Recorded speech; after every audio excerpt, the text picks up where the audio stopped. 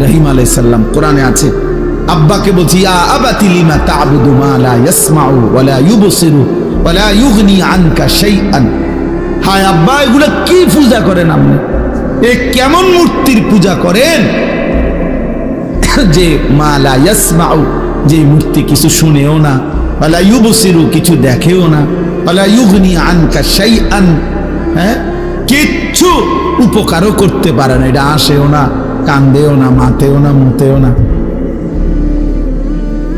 দেখিতে সদবোধ,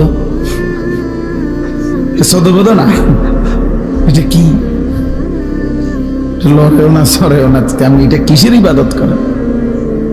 এইভাবে বলছেন ইব্রাহিম আলাইহিস সালামকে ওনার আব্বা আজর বলছে, তোরে আমি তেজ্য পুত্র করে বাড়ি ছাড়া করে দেবো, পাথর মেরে মেরে ফেলবো, আরজুমান্নাকা ওয়াহজুরনি মালিয়া।